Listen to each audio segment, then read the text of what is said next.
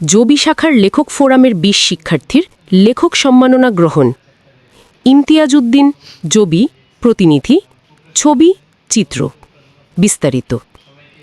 বাংলাদেশ তরুণ column লেখক forum Jagannath বিশ্ববিদ্যালয় শাখার নবগঠিত কমিটির সদস্যবৃন্দ আজ ১০ নভেম্বর ২০২৫ সোমবার বিশ্ববিদ্যালয়ের উপাচার্য অধ্যাপক মোহাম্মদ রেজাউল করিম পিএইচডি এর সঙ্গে সৌজন্য সাক্ষাৎ ও শুভেচ্ছা বিনিময় করেন।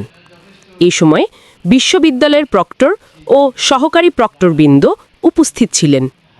সাক্ষাৎকালে বাংলাদেশ তরুণ কলাম লেখক ফোরাম জগন্নাথ বিশ্ববিদ্যালয়ের শাখার নতুন কমিটির সভাপতি মুশফিকুর রহমান ইমন, সাধারণ সম্পাদক সোহানুর রহমান সহ অন্যান্য সদস্যরা সংগঠনের চলমান কার্যক্রম ও ভবিষ্যৎ পরিকল্পনা সম্পর্কে উপাচার্য মহোদয়কে অবহিত করেন।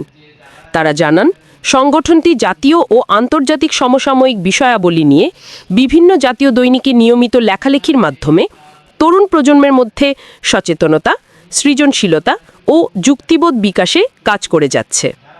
এছাড়াও উক্ত সংগঠনের ২০ জন শিক্ষার্থী একদিনে ২০টি লেখা প্রকাশের অসামান্য সাফল্যের জন্য বিশ্ববিদ্যালয়ের উপাচার্যের কাছ থেকে লেখক সম্মাননা গ্রহণ করেন।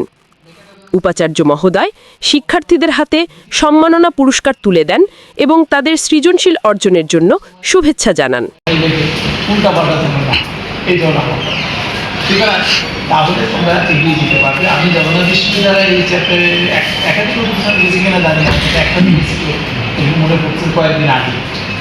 তো আমি সময় নিয়ে কোনো এক সময়ে যদি ইয়ে হয় প্লাস থাকি সবসময় এটা একটু বাস্তবতা তোমাদের সঙ্গে সবার সঙ্গে ইন পার্সন কথা বলবো এবং সুযোগ হবে। তবে এইখানে দেখলাম যে একদিনে ২০টা লেখা বেরিয়েছে, এটা একটা বিরাট ব্যাপার।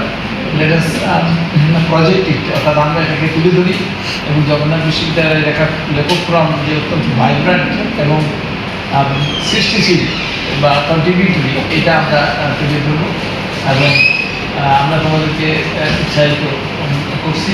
আমি ভবিষ্যতে আরও তোমাদের জন্য প্রোগ্রামে সময় নিয়ে আরও শিক্ষকদের সাথে অংশগ্রহণ এর প্রত্যাশা ব্যক্ত করছি এবং তোমাদের এই লেখক ফোরাম আরও উত্তর সমৃদ্ধ লাভ করতে এই বক্তব্য আজকের মধ্যে শেষ করছি। সবাইকে ধন্যবাদ। যারা লিখেছে তাদেরকে